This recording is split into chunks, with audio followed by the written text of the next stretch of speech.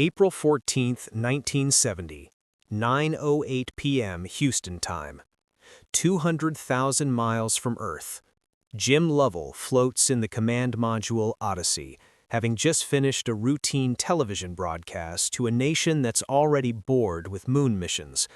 Apollo 11 landed on the moon 9 months ago. Apollo 12 did it again in November. By April 1970, Americans are watching sitcoms instead of space exploration. The TV networks didn't even bother broadcasting tonight's transmission live. Lovell is 42 years old, a veteran of 3 previous spaceflights, commander of Apollo 13. His crew, Jack Swigert and Fred Hayes, are 320,000 miles into a journey to the moon's Frey Morrow Highlands. In 43 hours, they'll land. Lovell will become the only man to walk on the moon twice. None of that is going to happen. In the service module behind the command module, in a compartment the crew cannot see or access, oxygen tank number 2 has a design flaw no one knows about.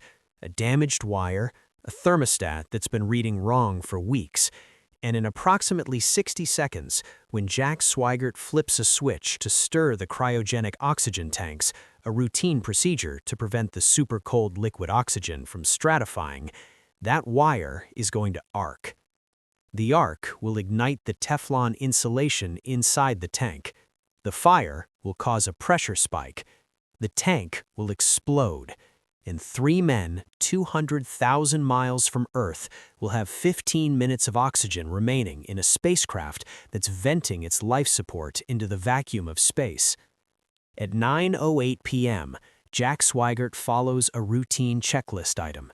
He flips the switch to stir the oxygen tanks. 2 seconds later, the crew hears a bang.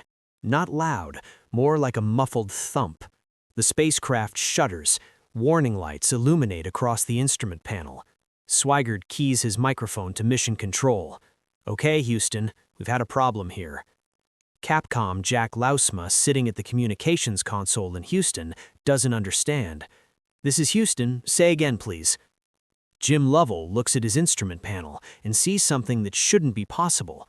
Oxygen tank 2 reading 0, main bus B voltage dropping, fuel cells dying. He keys his mic, his voice calm but the words carrying weight that everyone in Mission Control will understand immediately. "Houston, we've had a problem." What follows is not a single dramatic moment. It's 87 hours of cascading failures, impossible decisions, and engineering improvisation that will push human ingenuity to its absolute limits. The oxygen tank explosion will become famous. The "Houston, we've had a problem" line will enter popular culture. The dramatic re-entry will win an Oscar for the movie that tells this story. But the moment that actually saves 3 lives happens 48 hours later in a spacecraft jury-rigged with duct tape, plastic bags, and cardboard when engineers in Houston figure out how to make a square peg fit into a round hole using only materials available on a crippled spacecraft hurtling through space. This is the story of the CO2 scrubber problem, the crisis within the crisis that almost killed the Apollo 13 crew even after they survived the explosion.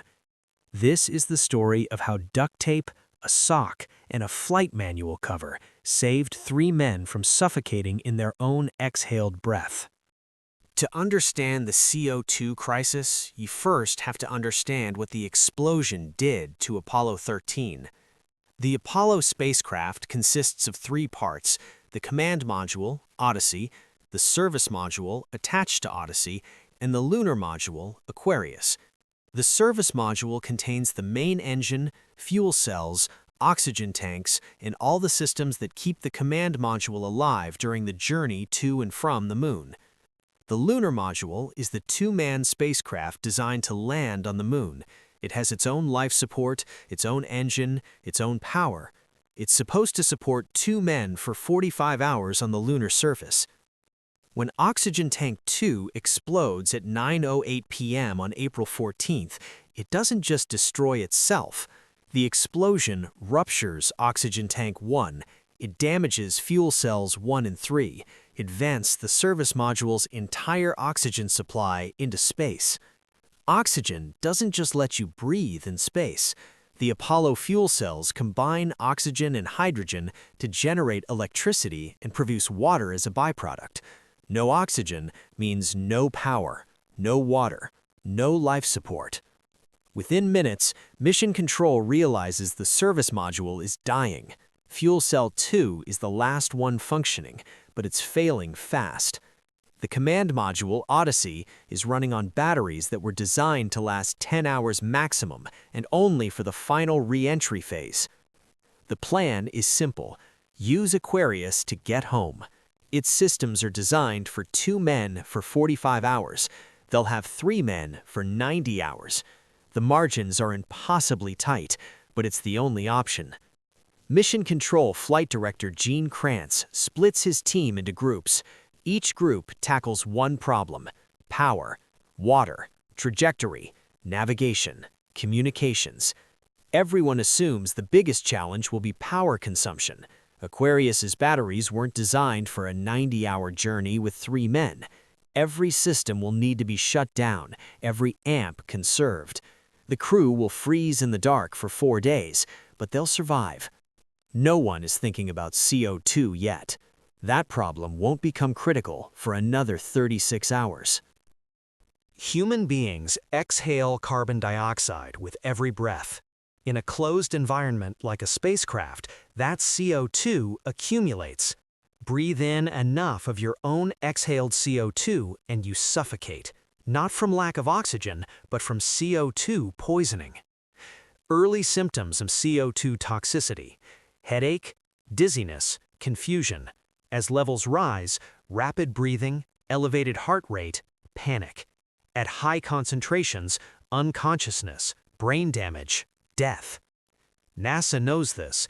Every spacecraft has CO2 scrubbers, canisters filled with lithium hydroxide, LiOH, that chemically absorbs CO2 from the cabin air. Fans pull air through the canisters. The LiOH reacts with CO2, removing it from the breathing atmosphere. The process is simple, reliable, and has worked perfectly on every Apollo mission. Each lithium hydroxide canister can absorb a specific amount of CO2 before it's saturated and stops working. When one canister is full, you swap it out for a fresh one. The command module Odyssey uses square canisters. The lunar module Aquarius uses round canisters. They are not interchangeable. Aquarius was designed to support 2 men for 45 hours on the lunar surface. It carries enough lithium hydroxide canisters for that mission profile, but now it's supporting 3 men for 90 hours. The math is brutal. Each person exhales approximately 1 kilogram of CO2 per day. 3 men for 4 days equals 12 kilograms of CO2 that must be scrubbed from the cabin air. Aquarius has enough lithium hydroxide capacity for about 6 kilograms. The command module has plenty of spare square canisters, but they don't fit into the lunar module's round receptacles. No one realizes this is going to be a problem until April 16th, 2 days after the explosion, when CO2 levels in the lunar modules start climbing. April 16, 1970, 6 a.m. Houston time.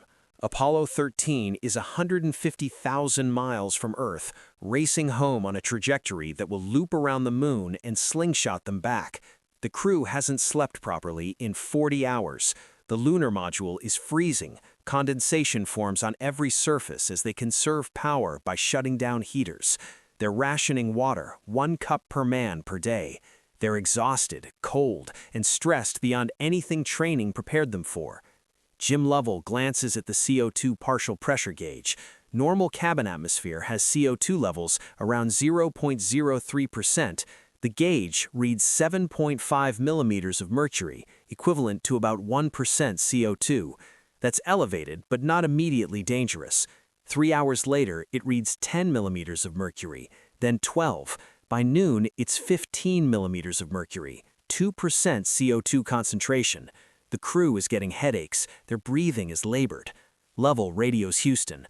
We're showing CO2 building up. We've changed out the lithium hydroxide canister, but it's not helping much. In mission control, the environmental control engineers pull up the consumption data and run the numbers. The result is unambiguous. The lunar module will run out of LiOH capacity long before the crew reaches Earth. At current CO2 production rates, the cabin atmosphere will reach lethal concentrations in approximately 24 hours. The crew survived the explosion, they survived the power down, they survived the trajectory corrections, and now they're going to suffocate in a spacecraft filled with perfectly good oxygen, killed by their own exhaled breath. Gene Kranz gets the report and immediately pulls his environmental control team into a conference room. The problem is simple to state and seemingly impossible to solve. Make the command module's square lithium hydroxide canisters work in the lunar module's round receptacles, using nothing but the materials the crew has available on the spacecraft. No machine shop, no time to manufacture custom parts, no resupply missions, just duct tape, plastic bags, cardboard, and whatever else 3 astronauts can scrounge from storage lockers in a crippled spacecraft. Ed Smylie, chief of the Crew Systems Division, dumps a box of materials onto the conference room table. Square canisters, plastic bags, cardboard, duct tape, a flight manual, hoses, the exact inventory available on Apollo 13. Kranz looks at the pile and delivers the line that will become legend. "Gentlemen, we have to find a way to make this," he holds up a square canister, "fit into the hole for this," he points at a round receptacle, "using nothing but that." He gestures at the pile of random materials. The engineers get to work. Ed Smylie's team has perhaps 12 hours to design, test, and communicate a solution that can be built in space by exhausted astronauts using only hand tools and improvised materials. The engineering challenge is more complex than it appears. It's not just about making a square peg fit a round hole. The scrubber needs to seal properly so all cabin air flows through the LiOH material. It needs to connect to the lunar module's ventilation system. It needs to be robust enough that it won't fall apart during the violent G-forces of re-entry. And it needs to be simple enough that 3 exhausted, freezing astronauts can build it in zero gravity with numb fingers. The team starts with the basics. The square command module canisters are approximately 10 inches on each side. The round lunar module receptacle is about 8 inches in diameter. There's no way to fit one inside the other. Solution: don't try to fit the canister into the receptacle. Instead, build an adapter that allows the square canister to connect to the lunar module's ventilation system and pull cabin air through it. The engineers begin assembling a prototype. They tape a plastic bag around the square canister, leaving one face open. They cut holes in the bag and insert hose fittings from spacesuit connectors. They seal everything with duct tape. They connect the hose to a fan. The first attempt fails. The seal isn't tight. Air leaks around the edges. CO2 bypass means the scrubber doesn't work. They try again. More duct tape, better seals. They use the cardboard backing from a flight manual to create a rigid frame that holds the square canister flat against the hose opening. They secure everything with tape, more tape, layers of tape. The second prototype works. Air flows through the canister, the LiOH absorbs CO2, the system is functional. But now they face a different problem: how to explain this to the crew. The adapter requires approximately 90 steps to build.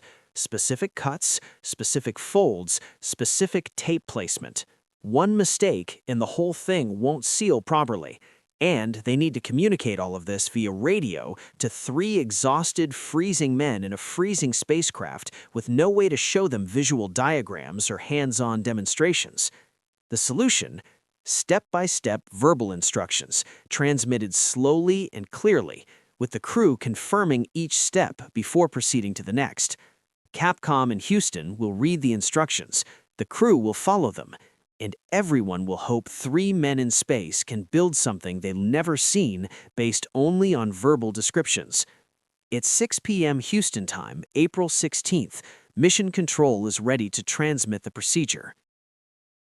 April 16, 1970, 6:15 p.m. Houston time, 140,000 miles from Earth. The CO2 gauge in Aquarius reads 15 millimeters of mercury, approaching 2% concentration. The crew is sluggish, headaches constant. Fred Hayes is showing signs of a urinary tract infection, made worse by dehydration. Jack Swigert is exhausted from lack of sleep. Jim Lovell is holding it together through sheer force of will, but even he is feeling the effects of elevated CO2. Capcom Joe Kerwin begins reading the procedure. His voice is calm, methodical, precise. "Okay, Jim, we're going to need you to gather some materials. From the command module, retrieve 1 lithium hydroxide canister. You'll also need..." Kerwin reads through the list. The crew floats through the cramped spacecraft, pulling items from storage lockers. Square LiOH canister, plastic bags, duct tape, cardboard from the lunar module's procedure book, the cover of the flight data file, tube fittings from their spacesuit hoses. It takes 20 minutes just to gather everything. "Okay, Houston, we have all the materials," Lovell reports. "Copy that, Jim. Here's what we're going to build." The next 2 hours are an exercise in long-distance engineering instruction that has never been attempted before. Kerwin reads each step. Lovell, Swigert, and Hayes work together in the cramped lunar module, cutting plastic, folding cardboard, taping seams. Take the plastic bag and place it over the top of the canister, leaving the bottom face exposed. Use the duct tape to seal the edges of the bag to the sides of the canister. Make sure the seal is tight, no gaps. Take the cardboard from the procedure book cover. You're going to use it to create a frame.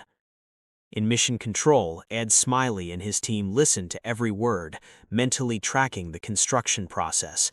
They've built this adapter a dozen times in the past 8 hours, refining the design with each iteration. They know which steps are critical, which seals need extra tape, where crews might make mistakes. In space, the astronauts work methodically. They're exhausted and cold, but they understand what's at stake. If this doesn't work, they have maybe 12 hours before CO2 reaches lethal levels. The hardest part is creating the seal between the hose fitting and the cardboard frame. The fit has to be airtight. Any leak means CO2-laden air bypasses the scrubber instead of flowing through it. "More tape," Lovell mutters, wrapping another layer around the joint. "How much tape are we using?" Swigert asks. "All of it," Lovell replies. It's not quite all of it, but they're going through duct tape at an alarming rate. The adapter is becoming a silver cocoon of tape, cardboard, and plastic. It looks absurd, something a child might build in art class, but engineering doesn't care about aesthetics. It cares about function.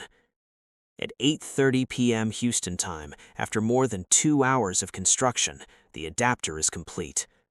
It looks ridiculous. A square canister wrapped in a plastic bag, sealed with duct tape, connected to hoses via a cardboard frame that's secured with more tape. The whole contraption is held together with what appears to be hope and adhesive. But the real test is whether it works. Lovell positions the adapter over the lunar module's environmental control system intake. He secures it with, what else, more tape. He switches on the circulation fan. Air begins flowing through the square canister. The crew waits. In mission control, engineers watch the telemetry data. CO2 levels in the lunar module are holding steady at 15 millimeters of mercury. If the adapter is working, those levels should start dropping within minutes as the fresh LiOH begins absorbing CO2. 5 minutes pass. The gauge reads 14 millimeters. 10 minutes. 13 millimeters. 15 minutes. It's working. The makeshift adapter is pulling cabin air through the command module's square canister, scrubbing CO2 and returning clean air to the cabin. The seal is holding. The system is functional. By 10 p.m. Houston time, CO2 levels have dropped to 8 millimeters, back to manageable levels. The crew's headaches ease. Their breathing becomes easier. The immediate crisis is over. Jim Lovell keys his microphone to Houston. His voice carries relief and exhaustion in equal measure.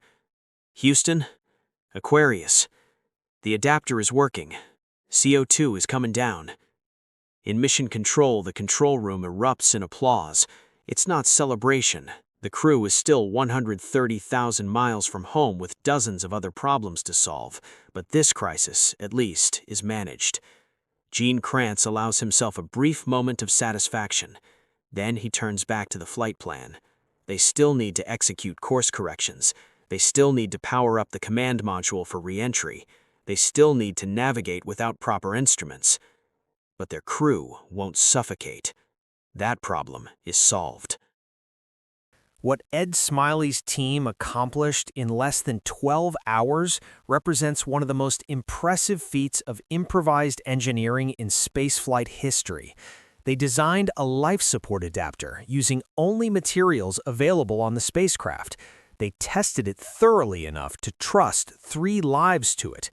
They communicated the construction process verbally across 140,000 miles of space, and the crew built it correctly on the first attempt in a freezing, dark spacecraft while suffering from CO2 toxicity. The adapter worked because the engineers understood the fundamental principles and didn't overcomplicate the solution. Principle 1: airflow. The scrubber doesn't need to be elegant, it just needs to force all cabin air through the lithium hydroxide canister. The plastic bag and duct tape created an airtight seal. The hose fittings provided the connection to the ventilation system. As long as air flowed through the canister and not around it, the chemistry would work. Principle 2: structural integrity. The cardboard frame provided rigidity. Duct tape provided adhesion. The combination was surprisingly robust. The adapter survived not just the return journey, but the violent acceleration and vibration of re-entry, forces that regularly break purpose-built spacecraft components. Principle 3: simplicity. More complex designs were considered and rejected. A version using metal fittings would have been stronger, but required tools the crew didn't have. A version using adhesive instead of tape would have been neater, but adhesive takes time to cure, and time was the one resource they didn't have. The final design used the simplest materials in the most straightforward way possible. Principle 4: redundancy. The engineers designed the adapter with enough capacity that even if it worked at only 70% efficiency, it would still scrub enough CO2 to keep the crew alive. The margins were tight, but they had buffer built in. The final adapter used 1 square command module lithium hydroxide canister, 2 plastic bags, 1 roll of duct tape, approximately 60% of the roll, cardboard from the Lunar Module Procedures Manual, the cover from the flight data file, 2 hose fittings from spacesuit connectors, 1 sock used as additional sealing material around the hose fitting. Total material cost, if purchased at a hardware store, may be $50. Value of 3 human lives, incalculable. The sock, incidentally, became a minor legend. One of the engineers suggested using it as a flexible seal, and it worked perfectly. No one knows whose sock it was, whether it belonged to Lovell, Swigert, or Hayes, but somewhere in space, orbiting the Sun on the abandoned lunar module Aquarius, is a sock that helped save Apollo 13. With the CO2 problem solved, Apollo 13 still faced enormous challenges. The spacecraft was freezing. With most systems shut down to conserve power, cabin temperatures dropped to 38 degrees Fahrenheit, 3 degrees Celsius. The crew couldn't sleep properly. Condensation covered every surface. Water droplets floated through the cabin, shorting out electrical systems if they landed on the wrong panel. Water was rationed to 6 ounces per man per day, 1/5 of normal consumption. The crew was severely dehydrated by the time they reached Earth. Fred Hayes developed a kidney infection that would hospitalize him after splashdown. Power consumption was so tightly controlled that the crew shut down almost everything. No heaters, minimal lighting, navigation by eyeballing the Earth and Moon through the window. They were flying a crippled spacecraft by dead reckoning through 240,000 miles of space. The CO2 scrubber adapter worked flawlessly for the entire journey. The crew built a second adapter using the same design when the first canister became saturated. The second one worked just as well as the first. On April 17, 8:43 a.m. Houston time, Apollo 13 rounded the moon and began the long fallback toward Earth. The damaged service module, still attached to the command module, traveled with them. No one knew how badly it was damaged. They wouldn't see it until just before re-entry, when they jettisoned it. When they finally did jettison the service module on April 17th at 4:14 p.m. Houston time, the crew got their first look at what the explosion had done. Jim Lovell maneuvered the spacecraft to photograph the damage. What they saw shocked them. The entire side panel of the service module was blown out. The interior was exposed, a mangled mess of torn metal, shredded insulation, and debris. Oxygen Tank 2's compartment was simply gone, replaced by a gaping hole. The damage was so extensive that engineers later marveled the explosion hadn't destroyed the command module as well. "There's one whole side of that spacecraft missing," Lovell reported to Houston. "Is the engine bell okay?" Mission Control asked. If the main engine bell was damaged, they'd have a problem during re-entry separation maneuvers. "The engine bell looks good, but man, there's a lot of debris," Lovell replied. The photographs of the damaged service module would become some of the most famous images of the Apollo program. Stark visual evidence of how close the crew came to dying in space. April 17, 1970, 12 p.m. Houston time.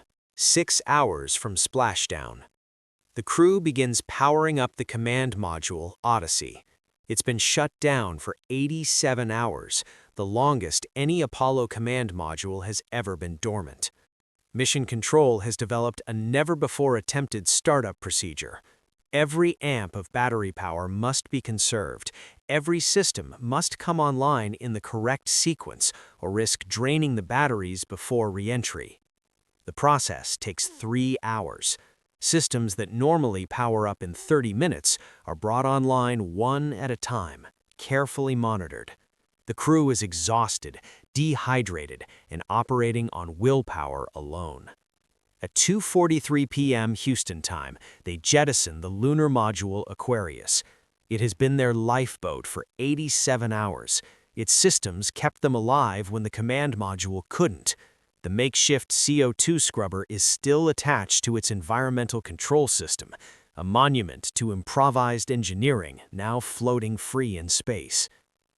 "Farewell, Aquarius, and we thank you," Lovell says as the lunar module drifts away. The command module is on its own now. 3 men in a spacecraft designed for re-entry but barely functional after 4 days of deep cold. Ice has formed inside the walls. Electrical systems are questionable. The parachutes have been exposed to vacuum and cold. No one knows if they'll deploy properly. At 3:53 p.m. Houston time, Apollo 13 hits the entry interface, 400,000 feet altitude, where the command module begins encountering Earth's atmosphere. The spacecraft is traveling at 24,700 miles per hour, faster than any manned spacecraft has ever traveled during re-entry. Re-entry normally involves a communications blackout lasting 3 to 4 minutes as ionized plasma surrounds the spacecraft, blocking radio signals. For Apollo 13, Mission Control expects the blackout to last exactly 3 minutes and 9 seconds. The blackout begins at 3:54 p.m. In Mission Control, controllers watch the clock. 3 minutes pass, then 4, then 5. No signal from Apollo 13. Gene Kranz sits at the flight director's console, watching the timer. Every second of extended blackout increases the chance that something went wrong. Maybe the heat shield failed. Maybe the parachutes didn't deploy. Maybe the crew was already gone. 5 minutes and 30 seconds. Still nothing.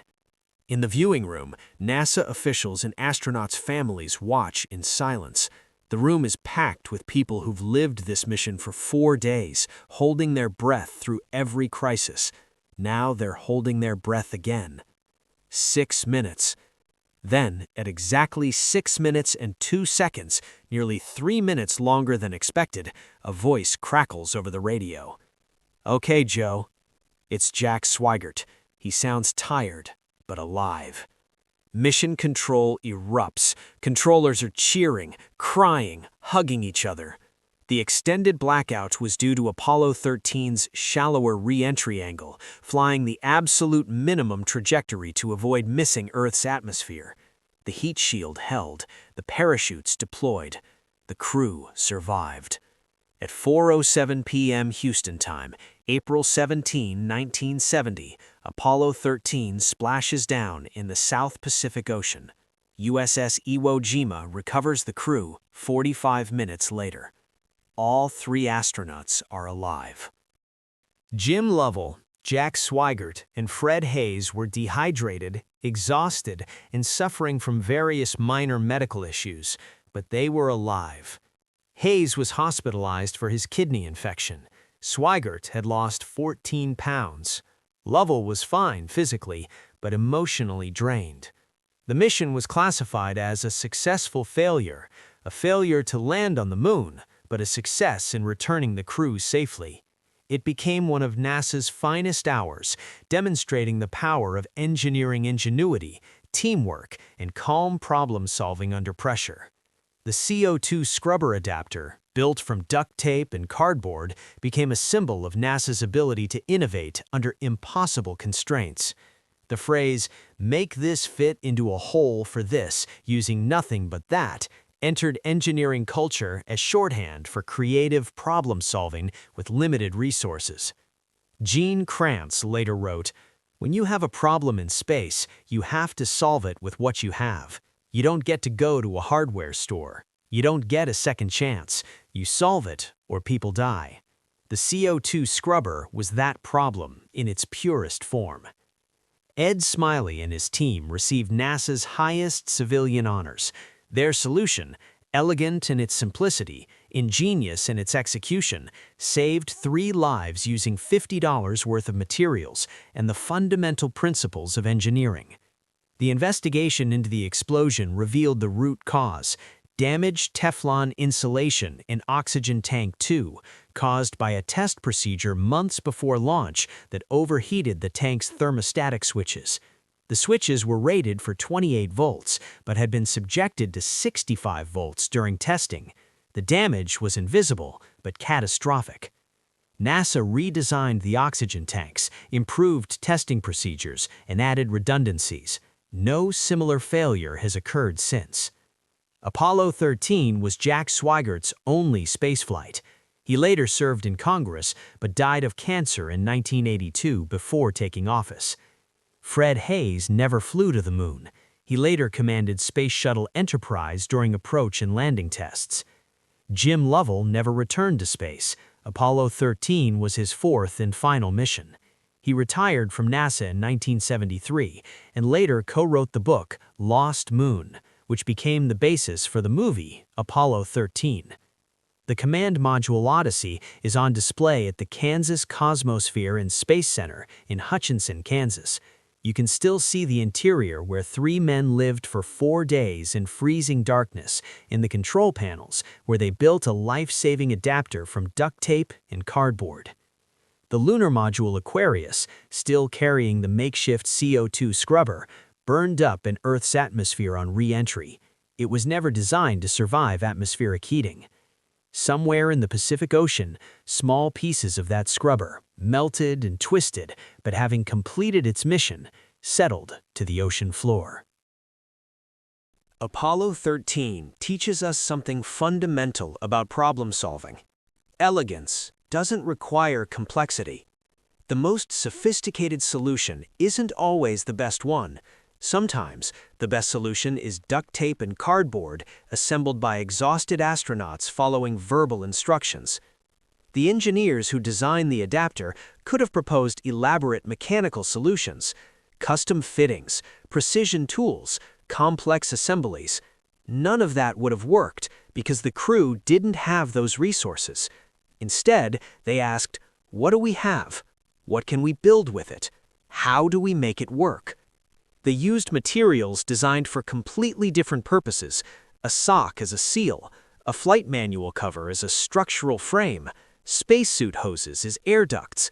They combined them in ways never intended by their manufacturers, and it worked. This is the essence of engineering, not building perfect systems in perfect conditions, but solving problems with imperfect tools under impossible constraints.